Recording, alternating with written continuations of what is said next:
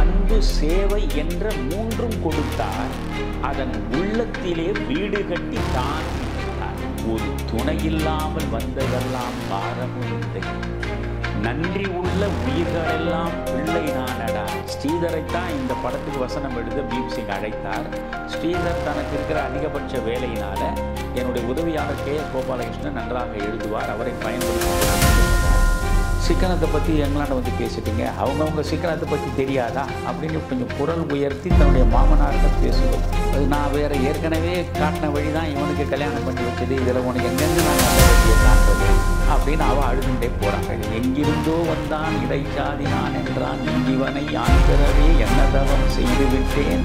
அந்த கண்ணன்றது கடைசியில் ரங்கன். விறுவிறுப்பான அரசியல் நிகழ்வுகளை பற்றிய ஆய்வுகள், நியாயங்களின் நிறம் மாறாத கூர்மையான விமர்சனங்கள், தீமைகளை சுட்டெரிக்கவும் நல்ல அரசியலை வளர்த்தெடுக்கவும் அறிவார்ந்த விவாதங்கள், இளைய தலைமுறையிடம் விழிப்புணர்வை ஊட்டும் விரிவான வரலாற்று விளக்கங்கள், கலை, இலக்கியம், ஆன்மீகம், பண்பாடுகளை படம் பிடித்து காட்டும் கருத்தோவியங்கள் வாரந்தோறும் உங்கள் தமிழருவி தர்பாரில் அணிவகுக்கும். தமிழருவி தர்பாரின் மறக்க முடியாத திரைப்படங்கள் பதிவிற்கு உங்களை அன்போடு வரவேற்கிறேன். வணக்கம் ஐயா. வணக்கம் வாசுகி. ஐயா, பீம்சிங் அவர்கள் சிவாஜியின் நடிப்பில் பல வெற்றிகரமான பாவரிசை படங்களை கொடுத்திருக்கிறார். அதில் சில முக்கியமான படங்கள் என்று சொல்வதென்றால் பதிபக்தி, பாகப்பிரிவினை, பாலும் பழமும், பாவ மன்னிப்பு, பச்சை விளக்கு, இப்படி சொல்லிக்கொண்டே போகலாம்.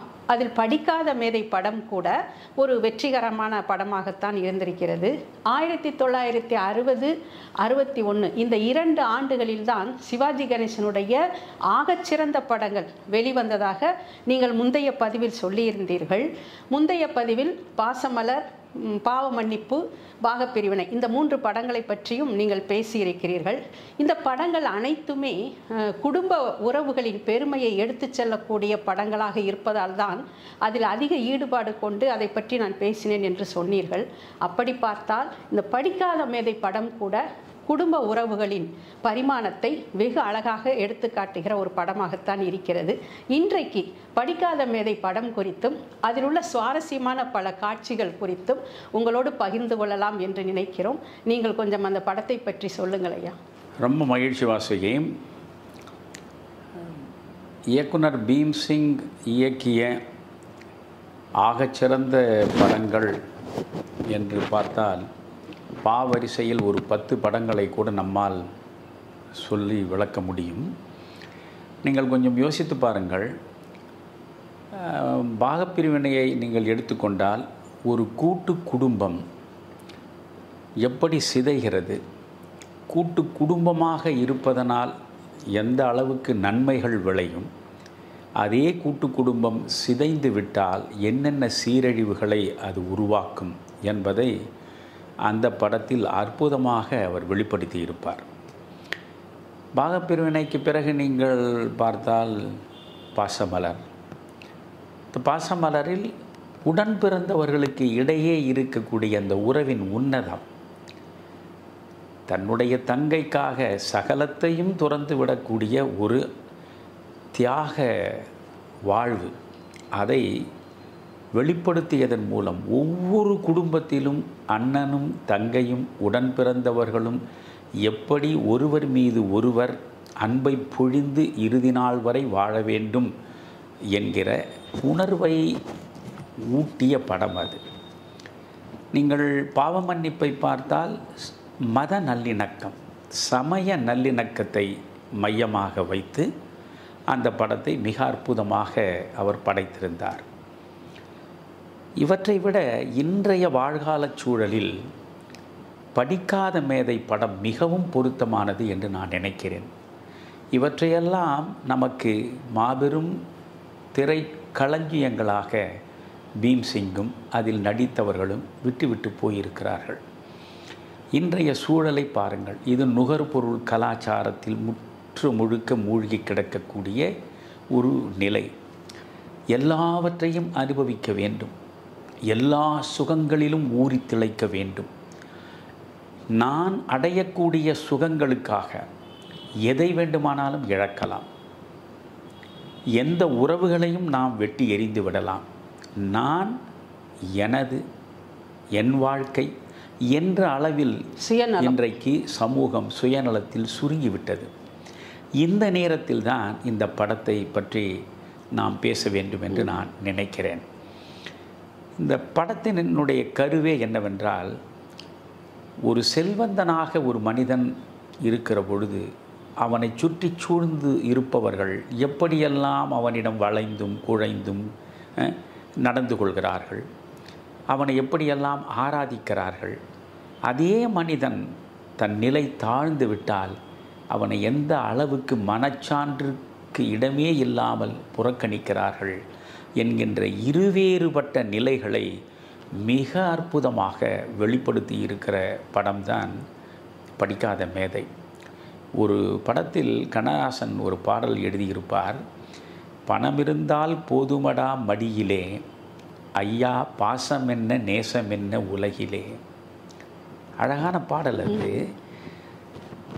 நீங்கள் பணம் இருந்தால் போதுமடா மடியிலே, பாசம் என்ன நேசம் என்ன உலகிலே, இனமென்றும் குலமென்றும் பேசுவார், கையில் இருந்தால்தான் விசிறி கொண்டு வீசுவார், இல்லாதான் வீட்டினிலே அன்னையும் இல்லை தந்தையும் இல்லை பெற்ற பிள்ளையும் இல்லை என்று அந்த பாடல் போகும். ஆக இருக்கும்போது உறவுகள் கூடிக்கொண்டே இருக்கும். நம்மிடம் இல்லை என்கிற பொழுது உறவுகள் நம்மை விட்டு விலகி கொண்டே இருக்கும். இந்த சூழலை இந்த படிக்காத மேதை படத்தில் மிக அற்புதமாக வெளிப்படுத்தி இருப்பார்கள். அதில் முதல் காட்சியே நீங்கள் பார்த்தால் கண்ணாம்பா, ரங்காராவ் இருவரும் 60வது ஆண்டு நிறைவு விழாவை அந்த குடும்பத்தவர்கள் அனைவரும் கூடி கொண்டாடுகிற காட்சி தான் தொடக்கத்தில். அந்த நேரத்தில் அவருடைய பிள்ளைகள் எப்படி நடந்து கொள்கிறார்கள், மருமகள்கள் எப்படி பணிவோடு நடந்து கொள்கிறார்கள், பாசத்தை பொழிகிறார்கள். போட்டி போட்டுக்கொண்டு ரங்காராவிடமும் கண்ணாம்பாவிடமும் அவர்கள் காட்டுகிற அன்பும், அவர்கள் இதை உண்ணுங்கள், இதை அருந்துங்கள், இதை சாப்பிடுங்கள், இப்படி பாருங்கள், ஐயோ உங்களுக்கு இது வலிக்கப் போகிறது, ஒன்றுமில்லை. கொஞ்சம் அசதியில் கண்ணாம்பா அப்படி கண்ணை மூடி விடுவார்.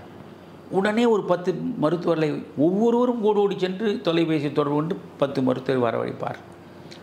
இப்படியெல்லாம் இருக்கக்கூடிய காட்சி ஒரு பக்கம். இதே கண்ணாம்பா கடைசியில் கையறு நிலையில் கொசுக்கள் கடிக்கக்கூடிய இருளடர்ந்த ஒரு அறையில் தன்னந்தனியாக படுத்து கிடப்பார்.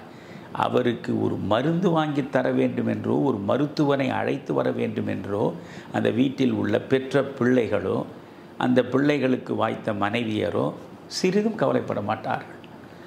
2 முரண்பட்ட நிலைகளை படம் முழுவதும் அற்புதமாக வெளிப்படுத்தி இருப்பார்கள். குறிப்பாக ரங்காராவ் அவர் ஷேர் மார்க்கெட்டில் ஈடுபட்டு ஏராளமான செல்வங்களை சேர்த்தவராக இருக்கிறார்.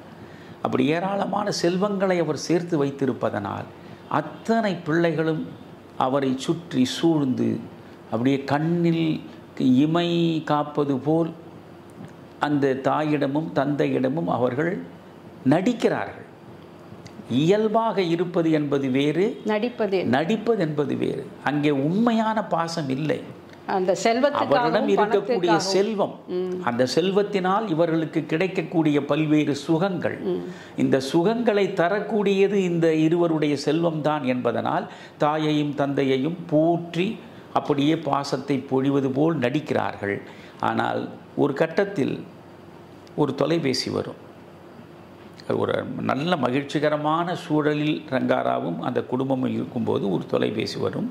அந்த தொலைபேசியை ரங்காராவ் எடுப்பார். என்ன செய்தி என்று கேட்பார். ஐயா, பங்கு மார்க்கெட்டு விழுந்து விட்டது, நீங்கள் போட்ட பங்குகளில் மிகப்பெரிய நட்டம், 25 லட்சம் ரூபாய் உங்களுக்கு இதன் மூலம் இழப்பு ஏற்பட்டு விட்டது என்று செய்தி சொல்வார்கள். அதற்கு முன்பு வரை நீங்கள் பார்த்த ரங்காராவ் வேறு.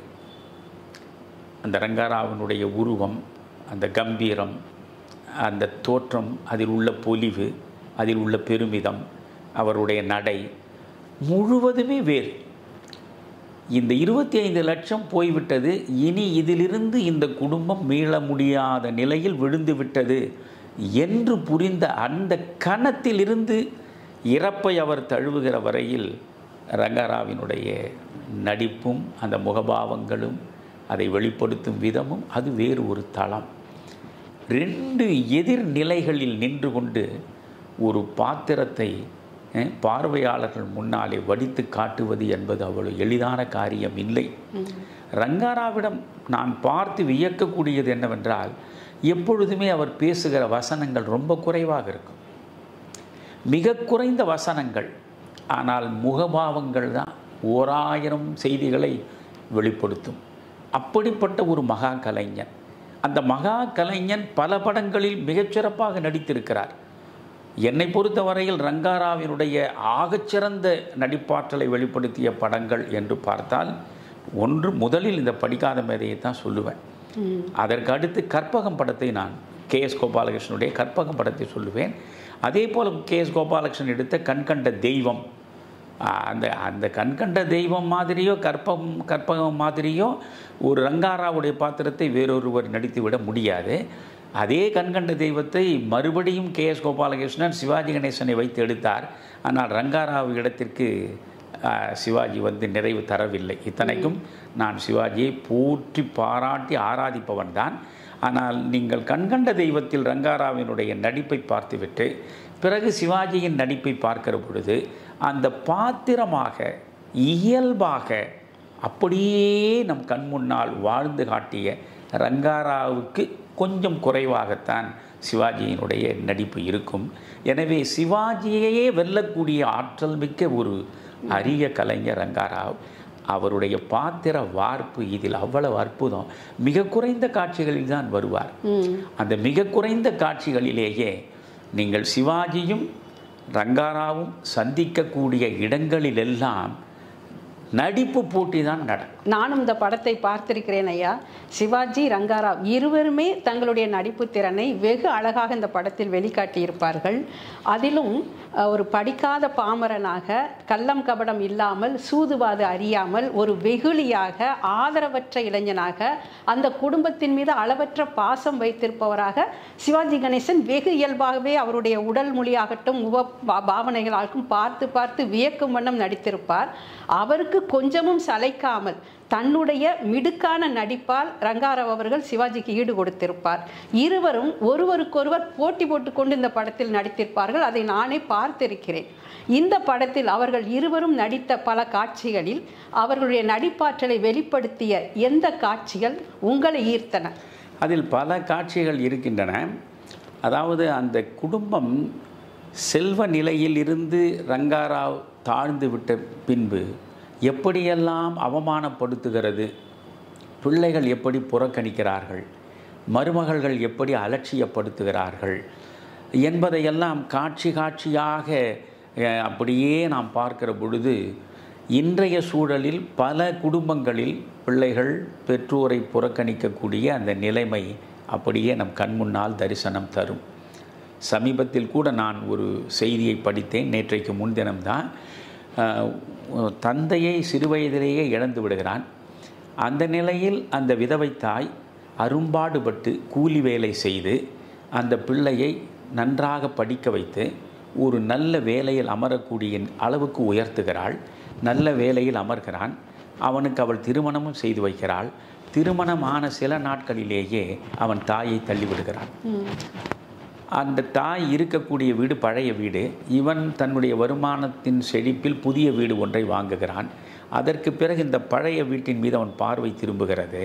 உடனே ஒரு நாள் வந்து, இந்த பழைய வீட்டை நான் விற்றுவிட்டேன், நீ வெளியே போய் என்கிறான். யாரை? பெற்ற தாயை, இவனுக்காகவே வாழ்ந்த தாயை.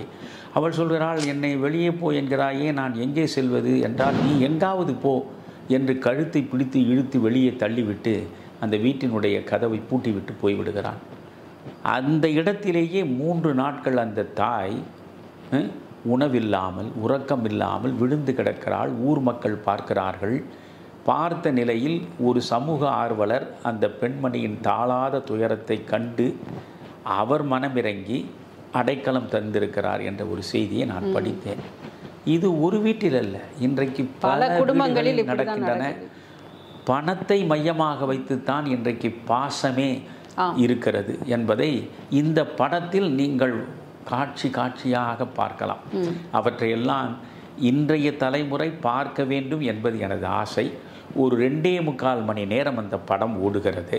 உங்கள் வாழ்வில் ஒரு 2.25 மணி நேரத்தை ஒதுக்கி வைத்து இந்த படத்துக்காக நீங்கள் செலவழித்து உட்கார்ந்தால் அது தரக்கூடிய பாடம், நீங்கள் 4 வேதங்களையும் 18 புராணங்களையும் நீங்கள் இதிகாசங்களையும் படித்தாலும் கூட உங்களுக்கு கிடைக்காது. அவ்வளவு அழகாக சொல்கிறது.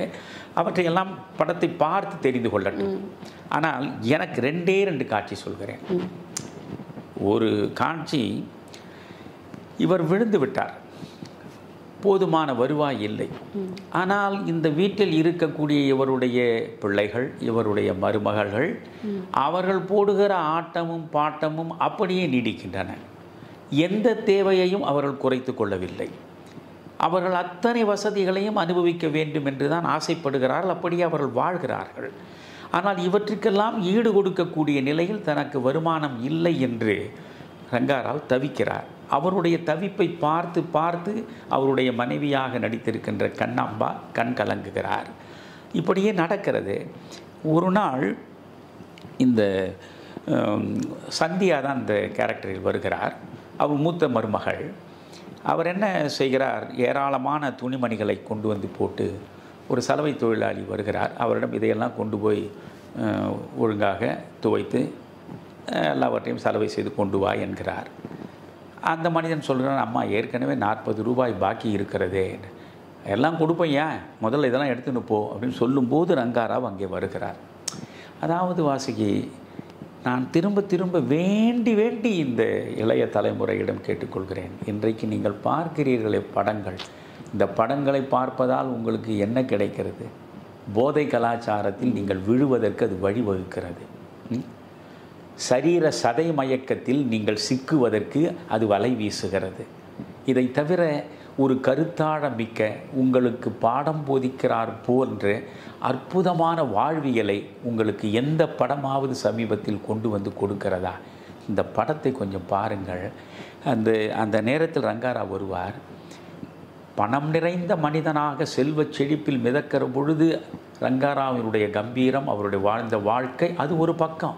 இப்பொழுது கூனி குறுகி ஏதுமற்றவனாக இயலாத நிலையில் அவர் மெல்ல அப்படி நடந்து வருகிறார். வரும்பொழுது பார்க்கிறார், என்னம்மா துணிகள்லாம் சலவைக்கு போய் வந்திருக்கான்னு கேட்குறார். உடனே அந்த அம்மா சொல்கிறா, சந்தியா சொல்கிறாங்க, இல்லை இல்லை இதெல்லாம் சலவைக்கு போகுதுன்னு. என்னம்மா அத்தனையும் சலவை செய்த மாதிரி அவ்வளோ மடிப்பு கலையாமல் இருக்கே, இதை போய் போடுறேன்னு சொல்கிறீங்க. இல்லை நான் கலெக்டர் பொண்ணு, எங்கள் வீட்டிலலாம் இப்படி தான் இருந்து பழக்கம், ஒரு நாள் போடுறத நாங்கள் மறுநாள் போட மாட்டோம். இல்லைம்மா நம்ம வீட்டு நிலைமை இப்பொழுது சரியாக இல்லை, கொஞ்சம் சிக்கனமாக இருக்கலாமேன்றதுக்காக தான் சொன்னேன், மற்றபடி தப்பாக நினைக்காதம்மானார். என்ன தப்பாக நினைக்கிறது? சிக்கனத்தை பற்றி எங்களாண்ட வந்து பேசிட்டீங்க, அவங்கவுங்க சிக்கனத்தை பற்றி தெரியாதா அப்படின்னு கொஞ்சம் குரல் உயர்த்தி தன்னுடைய மாமனாரிடம் பேசுவது. அதற்கு முன்பு அவர் மிகப்பெரிய அளவுக்கு செல்வச் செழிப்பாக இருந்த பொழுது எப்படி வளைந்து நடந்தார்கள், இப்பொழுது அவ்வளவு அலட்சியமாக பேசுகிறார். இதை சிறிய மருமகள் பார்க்கிறாள்.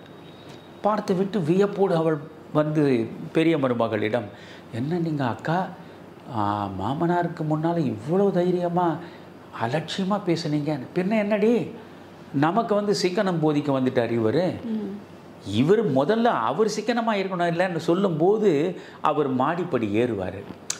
அந்த படி ஏறும்போது அந்த கம்பீரமான 6 அடிக்கு மேற்பட்ட அந்த உயரம் உள்ள ரங்காராவ் அப்படியே கூனி குறுகி அந்த வேட்டியை அப்படி பிடித்து கொண்டு தட்டு தடுமாறி ஒரு படியிலையும் தட்டு தடுமாறி கால் வைத்து நடப்பார். ஒரு கையில் சிகரெட் இருக்கும். அவர் எப்பொழுதும் சிகரெட் புகைப்பவர் சேர்க்கும். அப்பொழுது இந்த பெரிய மருமகள் சொல்கிறார், நமக்கெல்லாம் சிக்கனம் சொல்ல வந்துட்டார், இவர் முதல்ல சிகரெட் பிடிக்கிறத நிறுத்தினாரா? இவர் இந்த ரெட் அண்ட் ஒயிட் சிகரெட்டை டின்னாக குடிச்சுன்னு இருக்காரா? இதை நிறுத்தினாவே பாதி செலவு குறையுமே அப்படின்னு சொல்லுவார். அந்த காதலை கேட்டு அப்படியே அந்த படிக்கட்டில் ஏறின மனிதன் அந்த தடுமாற்றத்தோடு நின்று அப்படி திரும்பி ஒரு பார்வை பார்ப்பார். அதெல்லாம் ரங்காராவ் தான் பண்ண முடியும். அப்படி பார்த்துட்டு அப்படியே அதை விட இன்னும் சோர்வுற்ற நிலையில் படிகளை ஏறி அவர் அறைக்கு போய் ஜன்னலை திறந்து வாங்கி வைத்திருக்கிற எல்லா சிகரெட் பெட்டியையும் எடுத்து ஒவ்வொன்றா பார்த்து எல்லாம் குப்பையில் வீசி எறிவார். எறிந்துட்டு கடைசியில் ஒரே ஒரு சிகரெட்டு பிடிச்சிருந்தா இருப்பார் கையில். அதை ஒரு முறை இழுத்து இத்தோட கடைசி the last puff of the cigarette அப்படி இழுப்பார். அப்பவும் போட மனசு வராது. மீண்டும் ஒரு வாட்டி இழுத்துட்டு அது போடும்போது அந்த முகபாவத்தை பார்க்கணும். அந்த பொண்ணை வந்து கட்டில் அப்படியே தளர்ந்து படுத்துருவார். அப்போ சிவாஜி வருவார். சிவாஜி அடிக்கடி மேலே வர்றது அவருக்கு சிசுருட்சைகள் செய்வதும் பணிவிடைகள் செய்வதுமாகத்தான் அவர் இருப்பார். அவருக்கு உலகமே ரங்காராவ், கண்ணாம்பா, அந்த குடும்பம். அந்த குடும்பத்தில் உள்ளவர்கள் இவருக்கு உரிய மரியாதையை கொடுக்காவிட்டாலும் அந்த பிள்ளைகளும் மருமகள்களும் இவரை கேவலமாக ஒரு வேலைக்காரனைப் போல நடத்தினாலும் அவர் அவர்களிடம் வைத்திருக்கிற அன்பில் எந்த குறையையும் காட்ட மாட்டார். அந்த குடும்பத்தின் அத்தனை உறுப்பினர்களையும் தன்னுடைய உறவுகளாக பாவித்து அவர் நடக்கக்கூடிய காட்சிகளாக இருக்கும். இவர் வந்து ரங்காராவை பார்க்குறார். என்ன, அதாவது அந்த படத்தில் நீங்கள் வித்தியாசமான ஒரு சிவாஜி கணேசனை பார்க்கலாம். நீங்கள் வேறு எந்த படத்திலையும் சிவாஜி கணேசனை அது மாதிரி பார்க்கவே முடியாது. ஒரு அப்பாவியான ஒரு மனிதன் யாராலையும் நடிக்க முடியாது, யாராலையும் நடிக்க முடியாது.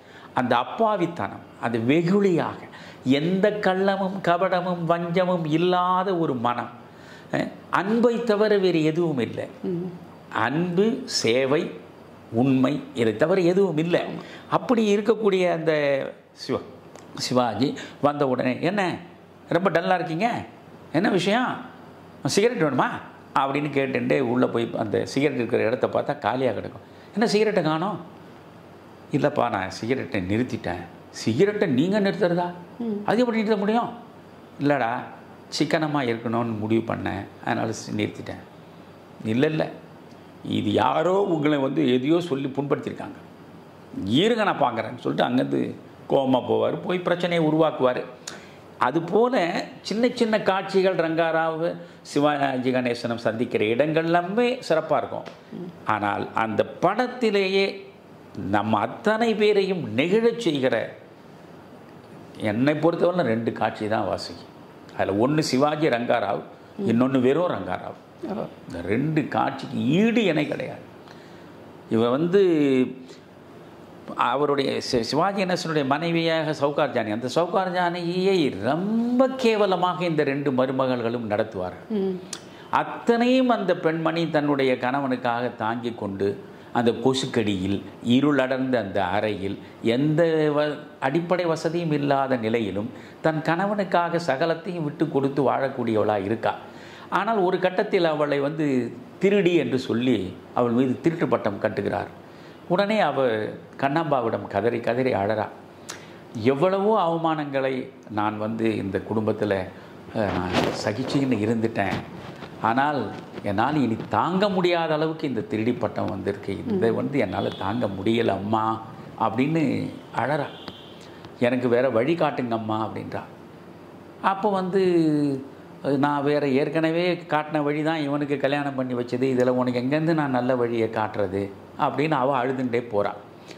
இவ தன்னுடைய ஆற்றாமையை கணவனிடம் வெளிப்படுத்துகிறாள். அந்த இடத்துல அந்த அப்பாவித்தனமான புருஷனாக வருகிற சிவாஜியையும் அந்த அப்பாவிக்கு வாழ்க்கைப்பட்டு எதையுமே புரிய வைக்க முடியாமல் திகைக்கக்கூடிய அந்த சவுகார் ஜானகியுடைய மனோநிலையும் அவ்வளவு அழகாக வெளிப்படுத்தியிருப்பாங்க. சவுகார் ஜானகி அந்த மாதிரி சொல்கிறாங்க. இவர் வந்து கொசுக்கடியில் படுத்துட்டு இருப்பார் சிவாஜி கணேசன். அந்த கொசுவை அடிச்சுனே படுத்துவார். பக்கத்தில் இந்த அம்மா உட்காந்து அழுதுண்டே இருப்பாள். இவர் திடீர்னு உறக்கத்துலேருந்து விழிச்சு, என்ன ஏன் அழற அப்படின்னுவார். அது ஒன்றும் இல்லைங்க, தலைவலிக்குதா? அவர் ஒன்றே கேட்பார், தலைவலிக்குதா சொல்லு, ஒன்று அத்தையாண்ட மருந்துக்குது, நான் போய் வாங்கின்னு வரேன். தலைவலியெல்லாம் இல்லைங்க, வயிற்று வலிக்குதா? வயிற்று வலிக்குதுன்னா சொல்லு, உடனே அதுக்கு மருந்து அம்மா அத்தையாண்ட இருக்கே வாங்கின்னு வரேன்னு. இல்லைங்க, நெஞ்சு வலிக்குது. நெஞ்சு வலிக்குதா? அதுக்கு மருந்து அத்தையாண்ட இருக்குது, இரு நான் போய் வாங்கின்னு வரேன். என்னங்க நீங்கள் உங்களை பற்றி எல்லாரும் என்ன சொல்கிறாங்களோ அது உண்மையாக இருக்க, என்னை பற்றி என்ன சொல்கிறானுங்க, என்ன அது உண்மையாக இருக்குது?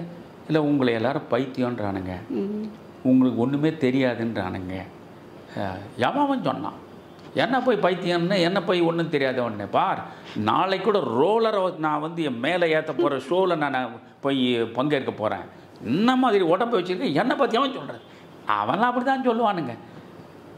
இல்லைங்க என்னை திருடின்னு அவனுக்கு சொல்லிட்டாங்க, என்னால் தாங்கிக்க முடியல.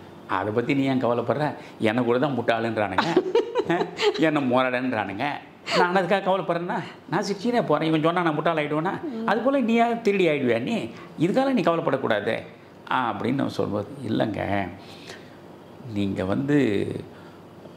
ஒரு ஆம்பளையாக நிரூபித்து காட்டணும். என்ன ஆம்பளையாக நிரூபிச்சு? நான் தான் ரோலர் நாளைக்கு எடுக்க போகிறேன். அது இல்லைங்க, கட்டண மனைவியை உங்கள் சம்பாத்தியத்தில் நீங்கள் சோறு போட்டு ஒரு வாழ்வை கொடுக்கணுங்க. அதுதாங்க ஒரு ஆம்பளைக்கு அழகு. அதனால் அதுக்கு என்ன பண்ணுன்ற, நம்ம தனி கொடுத்தனம் போகிறது தாங்க நல்லதுன்னு. ஓ இந்த அளவுக்கு ஆகிட்டியா நீ?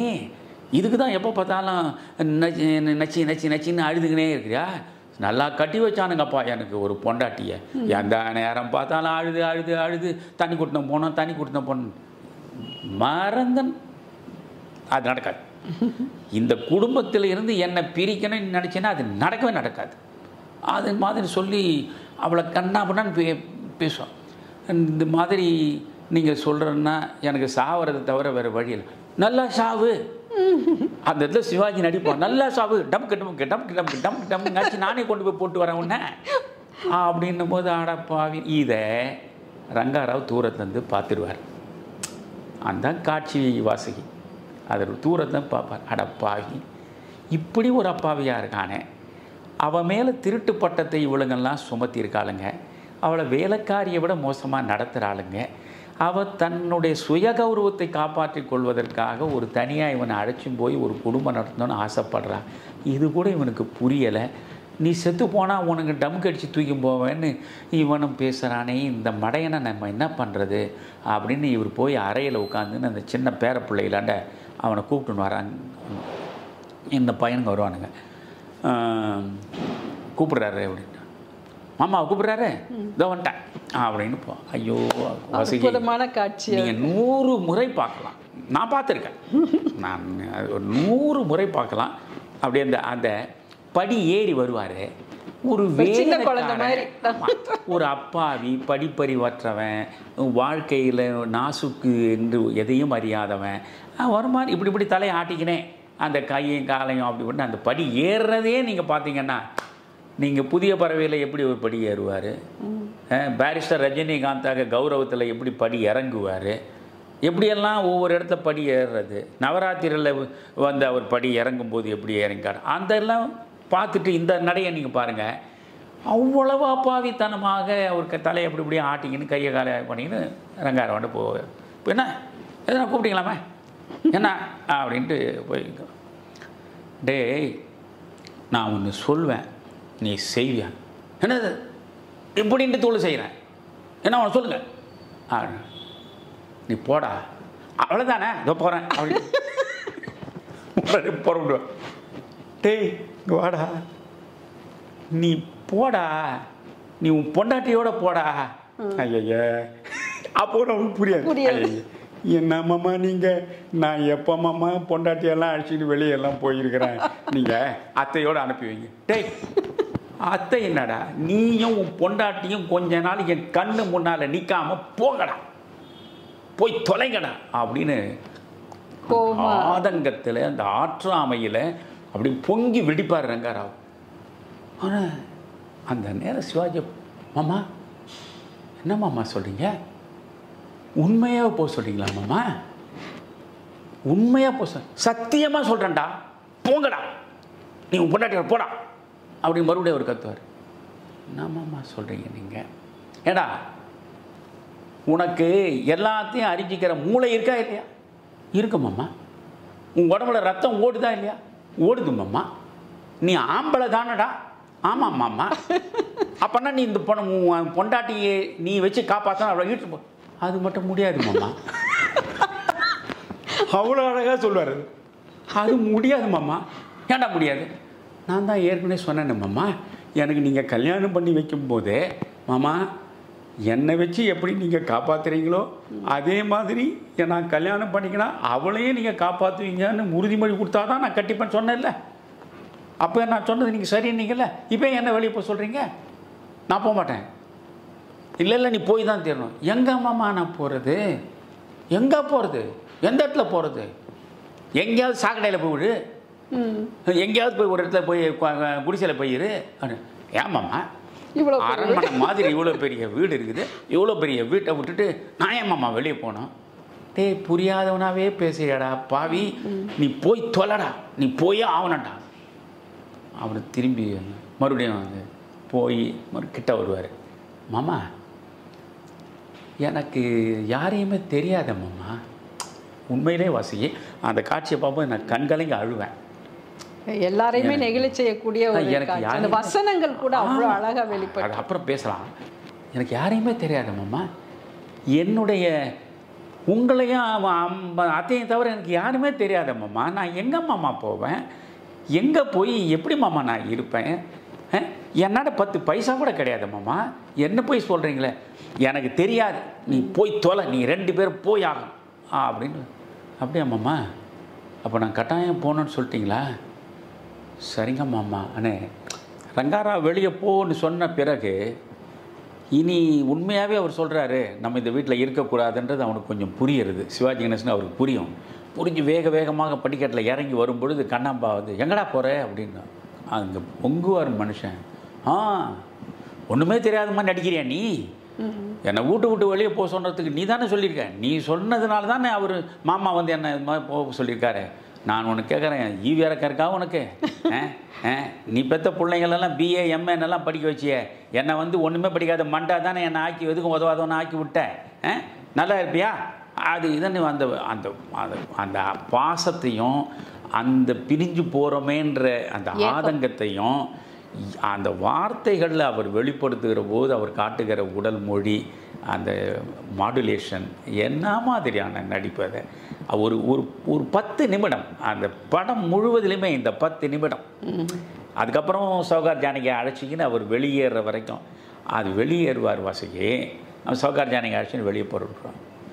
ரங்காராவ் யோசிப்பார், நான் எங்கே போவேன்? எனக்கு 10 பைசா கூட கிடையாது, நான் யாராண்ட போய் கை நீட்டுவேன்? என்னை போக சொல்கிறீங்களேன்னு சொன்னதுக்கு அவருக்கு யோசிப்பார்.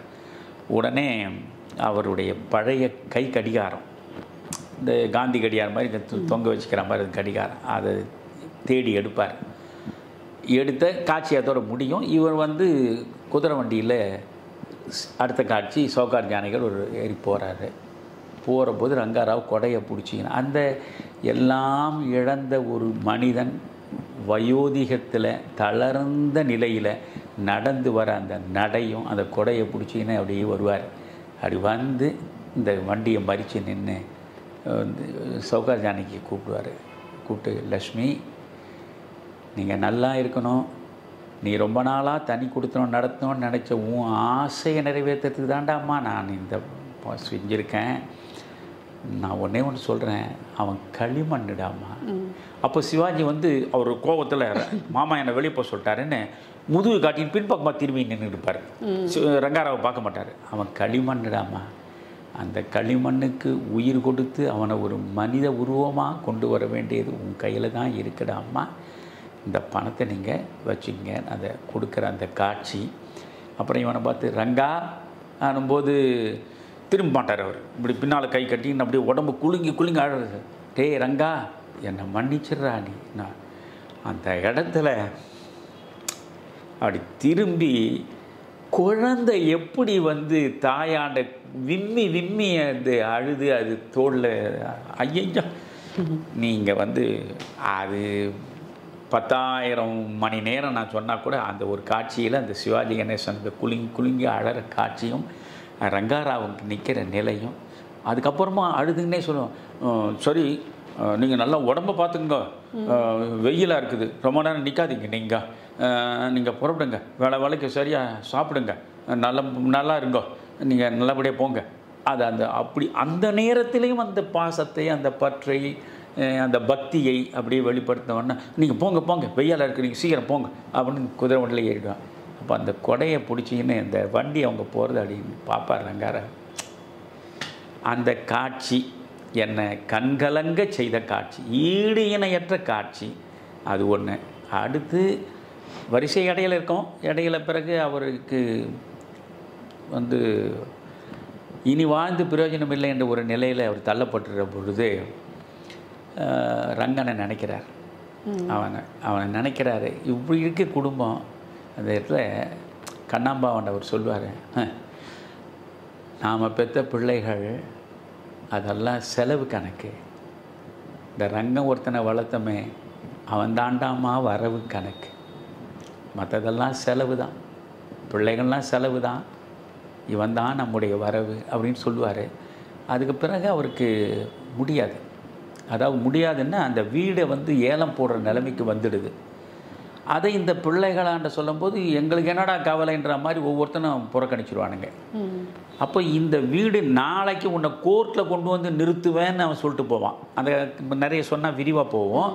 இவருடைய மூத்த மகளுடைய பையன் அவன் இவர் மாதிரியே எழுதி ஒரு 3000 ரூபாய் கடனை வாங்கிட்டு இருப்பான். அவன் நாளைக்கு கோர்ட்டில் உன்னை நிற்க வச்சுருவேன், நாளைக்கு கோர்ட்டில் நிற்க வைப்பேன்னு நம்மளை சொல்லிட்டானேன்ற எண்ணத்தோடு அப்படியே படியை ஏறி அந்த படுக்கும்போது நிற்பார், உட்காருவார்.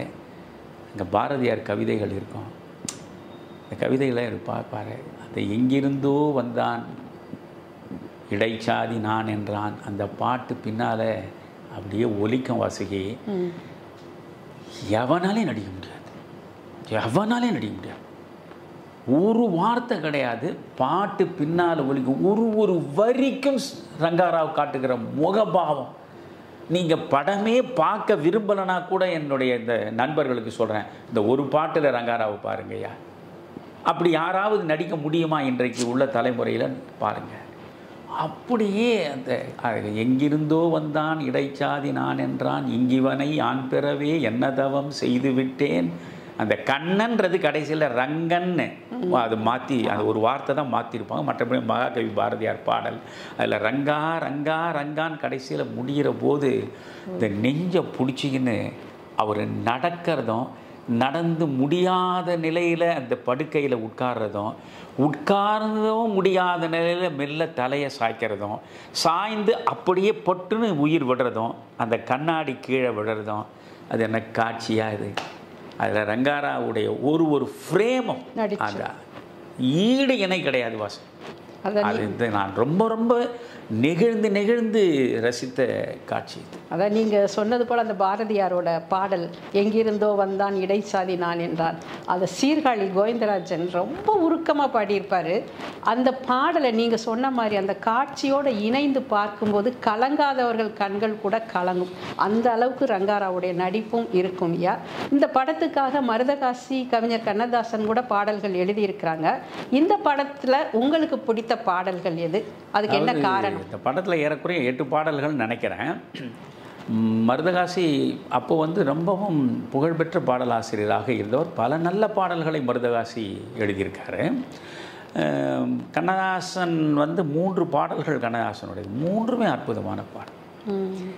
அது ஒரே ஒரு ஊரிலே ஒரே ஒரு ராஜா, ஒரே ஒரு ராஜாவுக்கு ஒரே ஒரு ராணி, ஒரே ஒரு ராணி பெற்றாள் 9 பிள்ளை, அந்த 9லே ஒன்று கூட உருப்படவில்லை.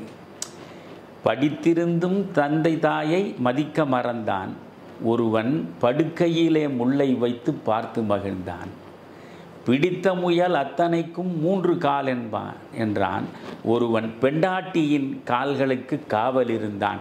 அந்த இடத்துல ரொம்ப அழகான சிவாஜி நடிப்பை பார்க்கணும். அவர் சௌகார் ஜானகியான் தான் பாடுவார். பெண்டாட்டியின் கால்களுக்கு காவல் இருந்தான், காலை பிடிக்க போவார். உடனே அவ பதறி போய் இதெல்லாம் அவனுங்க, நான் இல்லை, நான் அப்படியெல்லாம் காலில் விடணும். அந்த ஒரு சனத்தில் இந்த நடிப்பெல்லாம் காட்டு போவார். அந்த பாடல்லே எனக்கு ரொம்ப அந்த இடத்துல அந்த இசை அப்படியே தாளாட்டுற மாதிரி இருக்கும். அதுக்கேற்ற மாதிரி சிவாஜியினுடைய முகம் இப்படி அப்படியுமாக அதை ரசித்த பாவனையில் முகத்தை அசைச்சு காட்டுவார். அழகான இடம் அது. அதில் ரொம்ப அழகு.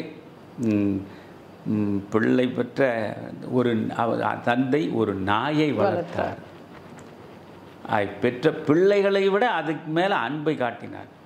அந்த பாட்டில் வாசுகி, பிள்ளை பெற்ற ராஜா ஒரு நாயை வளர்த்தார், தன் பிள்ளைக்கு மேல் கண்களைப் போல் காத்து வளர்த்தார். அந்த அந்த பாடலில் கண்ணதாசன் அந்த பாத்திரத்துடைய முழுமையான இயல்பையும் பண்பையும் அப்படியே கொண்டு வந்து சேர்த்திருப்பார். பிள்ளை பெற்ற ராஜா ஒரு நாயை வளர்த்தார், பெற்ற பிள்ளைக்கு மேல் அந்த நாய்க்கு அன்பை காட்டி வளர்த்தார். உண்மை, அன்பு, சேவை என்ற மூன்றும் கொடுத்தார். அதன் உள்ளத்திலே வீடு கட்டி தானும் இருந்தார். உண்மை, அன்பு, சேவை இந்த மூன்றையும் அந்த நாய்க்கு கொடுத்து அந்த நாயினுடைய உள்ளத்துக்குள்ள அவர் குடியிருந்தார் என்பது போல் அந்த பாடல் வரும். அதில் அப்படியே சிவாஜி கணேசன் அந்த முகபாவத்தோடு அந்த பாடல் காட்சிகளுக்கு அவர் கொடுக்குற அந்த உயிர் தன்மையை நீங்கள் பார்க்கணும். சொந்தமென்று வந்ததெல்லாம் சொந்தமும் இல்லை, ஒரு துணையில்லாமல் வந்ததெல்லாம் பாரமும் இல்லை, நன்றி உள்ள உயிர்களெல்லாம் பிள்ளைதானடா தம்பி, நன்றி கெட்ட மகனை விட நாய்கள் மேலடா. என்ன அழகாக கண்ணதாசனுடைய பாடல் அது. அதில் என்ன அற்புதம்னா கேவி மகாதேவன் தான் இசை. அது சௌகார ஜானகிக்கு அந்த குரலை சூலமங்கலத்தை பாட வச்சிருப்பார். அவ்வளோ பொருத்தமாக இருக்கும். சௌகார் ஜானகிக்கு அந்த குரல், ஒரு பாட்டுக்கு சூலமங்கலம் குரல் இருக்கும். இந்த படித்ததினால் அறிவு பெற்றோர் 1000 உண்டு என்ற பாடலில் MS ராஜேஸ்வரி பாடியிருப்பாங்க. சுசிலாவும் ஜானகி இவங்க யாரும் கிடையாது. அந்த MS ராஜேஸ்வரியுடைய அந்த குரலும் சௌகார் ஜானகிக்கு பொருத்தமாக இருக்கும். அதனால் இந்த பாட்டு தன்னுடைய அப்பாவித்தனம் முழுவதையுமே வெளிப்படுத்துகிறார் போல கண்ணதாசன் ஒரு பாட்டையும் எழுதியிருக்கார். உள்ளதை சொல்வேன், சொன்னதை செய்வேன், வேறொன்றும் தெரியாது, உள்ளத்தில் இருப்பதை வார்த்தையில் மறைக்கும் கபடம் தெரியாது. அழகான பாட்டு. பள்ளிக்கு சென்று படித்ததில்லை, ஒரு எழுத்தும் தெரியாது, நான் பார்த்த உலகத்தில் பாசத்தை தவிர எதுவும் கிடையாது. அந்த முழு சிவாஜியுடைய அந்த கேரக்டரை அந்த பாடலில் அற்புதமான வரிகளில் கொண்டு வந்து கண்ணதாசன் கொடுத்துருப்பார். அதே போல் படிக்காதவர்களுக்கு கூட தன்னம்பிக்கையை ஊட்டுகிறார் போல் அந்த பாடல். அந்த பாடலையும் நீங்கள் இந்த தயவுசெய்து எல்லாருமே போட்டு ஒரு முறை பார்க்கணும். இந்த சௌகார் ஜானகி மனைவி கணவன் மீது கொண்டிருக்கக்கூடிய அந்த எல்லையற்ற அன்பு, ஒரு குழந்தை தான். கணவனுக்கு மனைவி குழந்தை, மனைவிக்கு கணவன் குழந்தை. அதுதான் அன்பினுடைய பரிபூரணத்துவம். அந்த படிக்காதவன் நம்மளை இழிவுபடுத்துகிற நிலையில் மன ஆதங்கத்தோடு வருகிற அந்த சிவாஜியை அந்த தலையை வருடி கொடுத்து தட்டில் சோறு எடுத்து வந்து அதை மெல்ல ஊட்டினபடி இந்த பாட்டை பாடுவாங்க. அந்த இடத்துல சௌகார் ஜானகியுடைய அந்த இயல்பான குடும்ப பாங்கான எளிமையான அந்த அழகு, எளிமையே ஒரு அழகு தானே, அந்த எளிமையான அழகு ததும்ப அந்த அம்மா அந்த பாடலுக்கு உயிர் கொடுத்துருப்பாங்க. அந்த பாடலை நீங்கள் படிச்சுருப்போம். அது பாடல் அத்தனை பேருக்கு நம்பிக்கை ஊட்டக்கூடிய பாடல்.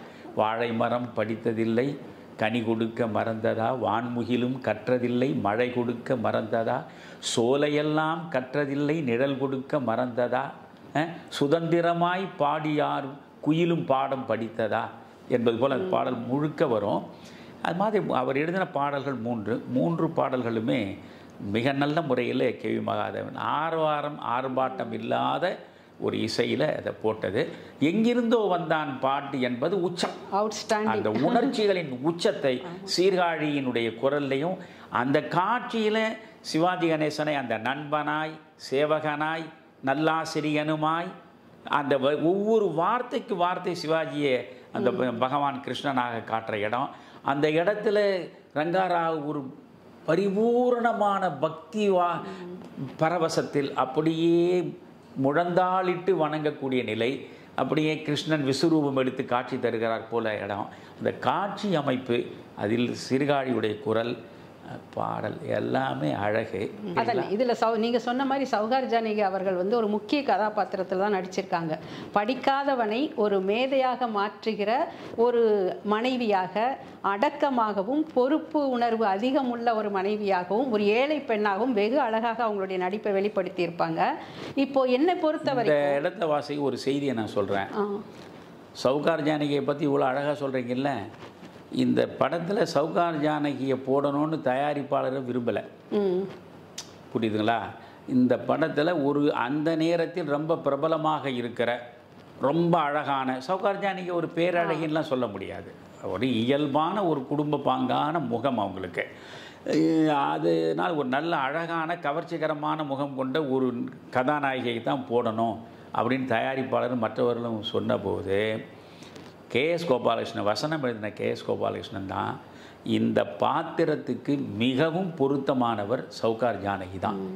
சௌகார் ஜானகியை நீங்கள் நடிக்க வைக்கிறதா இருந்தால் நான் இதுக்கு வசனம் எழுதுகிறேன், நீங்கள் வேறு ஒருத்தராக இருந்தால் என்ன நீங்கள் விட்டுடுங்கன்னு அந்த அளவுக்கு இடமா கேஎஸ் கோபாலகிருஷ்ணன் நின்றதால் சௌகார் ஜானகி அந்த வாய்ப்பு கிடைத்து அந்த வாய்ப்பை மிக அற்புதமாக பயன்படுத்தியிருப்பார். வேறு எந்த நடிகையாக இருந்தாலும் கூட கொஞ்சம் நடிப்பாகவும் கொஞ்சம் இதாக இருக்கும். அவ்வளோ இயல்பாக அந்த ஒரு பணிவும் அடக்கமும் எளிமையும் தன்னுடைய ஆற்றாமையை வெளிப்படுத்த முடியாமல் தவிப்பும் எல்லாமே அந்த பெண்ணுடைய முகத்தில் அப்படியே வெளிப்படும்.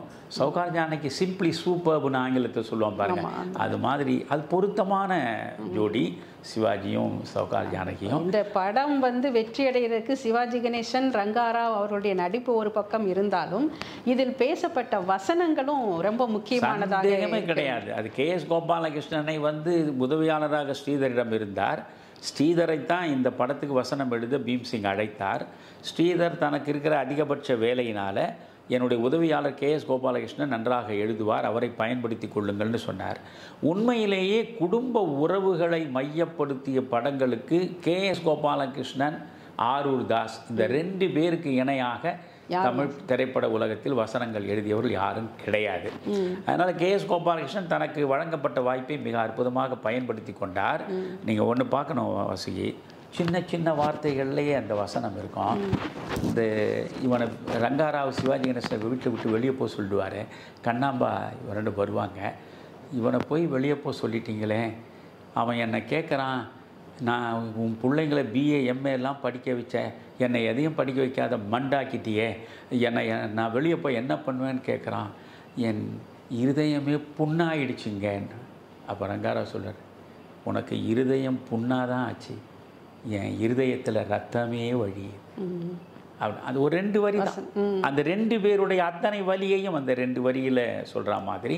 அதே மாதிரி நாம் பெற்ற பிள்ளைகள்லாம் செலவு கணக்கு தான், தரவங்க ஒருத்தன் தான் நமக்கான வரவுன்னு சொல்கிறது. இப்படி சின்ன சின்ன வசனங்கள் அற்புதமான அர்த்த அடர்த்தியோட அழகாக வெளிப்பட்டிருக்கும். அதனால் கேஎஸ் கோபாலகிருஷ்ணன் அந்த படத்திற்கு பிறகு மிக பெரிதாக ஸ்ரீதரை அழைத்து பாராட்டியிருக்கார், ரொம்ப சிறப்பாக நீங்கள் பண்ணியிருக்கீங்கன்னு. அதனால் கதை, அதற்கு திரைக்கதை. நான் என்ன சொல்ல விரும்புகிறேன்னா, இன்றைக்கு படம் எடுக்கிற அத்தனை டைரக்டர்கள் என் காட்சிகளை எப்படி கொண்டு போகணும், எப்படி கதையை முடிக்கணும்னு தெரியாமல் ஒரு 4 சண்டை, ஒரு 4 காதல் காட்சி, அப்புறம் இல்லைன்னா ஒரு தேவையில்லாத ஒரு டாஸ்மாக் கடையை மையமாக வச்ச 2 பாட்டு, இப்படி கேவலத்திலும் கேவலமாக இந்த கதையினுடைய காட்சிகள் நகரும். இவர்கள் அத்தனை பேரும் ஒரு முறை உட்கார்ந்து இந்த படிக்காத மேதையை போட்டுட்டு பார்த்தா ஒரு திரைக்கதையை எப்படி அமைக்க வேண்டும், முதல் காட்சியிலிருந்து இறுதி காட்சி வரையில் எந்த இடத்திலும் தொய்வில்லாமல் அந்த திரைக்கதை எப்படி அழகாக நகர்ந்து செல்லும் என்பதை ஒரு பாடமாக இவர்கள் படிப்பதற்கான படம் தான் படிக்காத. இன்றைக்கு எத்தனையோ திரைப்படங்கள் வந்திருக்கின்றன. நீங்கள் சொல்கிறது போல ஒரு திரைப்படத்திற்கு கதை, திரைக்கதை இரண்டுமே முக்கிய அம்சமாகத்தான் இருக்கிறது. கதை என்பது ஒரு கருதான். அந்த கருவை உருவாக்கி அதை காட்சிப்படுத்த வேண்டுமென்றால் அதற்கு திரைக்கதை மிக முக்கிய அம்சமாக செயல்படுகிறது. இந்த படிக்காத மேதை படத்தை பொறுத்தவரை இதில் உள்ள திரைக்கதை அமைப்பு போல் வேறு எந்த படத்திலும் இருந்ததில்லை என்ற விமர்சனங்கள் கூட எழுந்திருக்கிறது ஐயா. அதனால் இதில் குடும்ப உறவுகளை அந்த காட்சிப்படுத்துகிற நேரத்தில் பேசுகின்ற வசனங்கள் கூட அந்த சூழலுக்கும் காட்சிக்கும் ஏற்றாற்போல் இருக்கிறது. ஏதோ படத்தை பார்த்தோம், பொழுதை போக்கினோம் என்று இல்லாமல் நீங்கள் ஒவ்வொரு காட்சியாக எந்த அளவுக்கு ஈர்ப்புடன் பார்த்திருந்தால் இவ்வளவு தூரம் இந்த காட்சிகளை பற்றி விளக்கி ஒவ்வொரு வசனத்தையும் பிறழாமல் வேற சொல்றீங்க, பாடல்கள்ல இருந்து வசனத்திலிருந்து. இது மறுபதிப்பு செய்தது போல இந்த படத்தை, இதை பதிவை பார்ப்பவர்களுக்கு இந்த படத்தை பார்க்க வேண்டும் மறுபடியும் என்ற ஆர்வத்தையும் தூண்டும். காலங்கள் பல கடந்திருந்தாலும் இப்போது நீங்கள் இந்த பதிவில் சொன்ன விஷயங்களை எல்லாம் நம் கண்முன் காட்சியாக நீங்கள் கொண்டு வந்து நிறுத்தி இருக்கிறீர்கள். அதனால் இந்த படத்தை பார்க்காதவர்கள் இனி சென்று இந்த படத்தை பார்ப்பார்கள் என்பதில் எந்த ஒரு சந்தேகமும் இல்லை. இது போன்ற பல அருமையான படங்களோடு, அதுவும் குறிப்பாக நீங்கள் சொல்வது போல் குடும்ப உறவுகளை மேம்படுத்துகின்ற படங்கள் இன்றைய சமுதாயத்திற்கு, இன்றைய இளைஞர்களுக்கு ஒரு பாடத்தை சொல்கின்ற படங்களாக அமைய வேண்டும் என்ற ஒரு நல்ல எண்ணத்தில் தான் நாம் இது போன்ற திரைப்படங்களை தேர்ந்தெடுத்து பேசுகிறோம். இப்போ நானே கூட சொல்கிறேன், என்ன நம்ம ஐயா இது மாதிரி சினிமா படங்களை எல்லாம் ரசித்து இதையெல்லாம் இவ்வளோ தூரம் ஆழ்ந்து லயித்து பேசுகிறாரே அப்படின்னு சிலர் நினைக்கலாம். இப்போ உள்ள படங்களை பார்த்து விட்டு கூத்தடிக்கிற இந்த மலினமான ரசனை என்னிடம் கிடையாது. நான் அடிப்படையில் ஒரு காந்தியவாதி தான். என் சிந்தனை முழுவதும் சமூகத்தை செழுமைப்படுத்துவதற்கானது தான். நான் எந்த ஒன்றை செய்வதாக இருந்தாலும் அது சமூக நலனுக்கானதாக இருக்கிறதா என்று பார்த்து தான் நான் அதை வெளிப்படுத்துவேன்.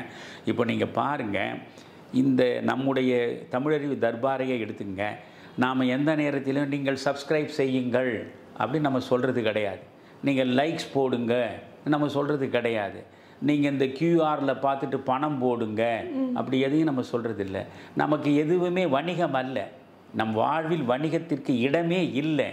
அதனால் இதை முழுக்க முழுக்க நீங்கள் பார்த்தாலும் சரி, பார்க்காமல் போனாலும் சரி, என் கடன் பணி செய்து கிடப்பதே.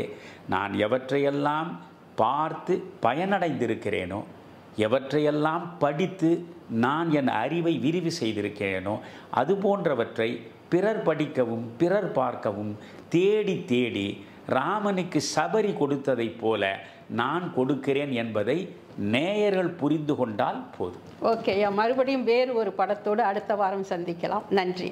மகிழ்ச்சி வாசகி, நன்றி.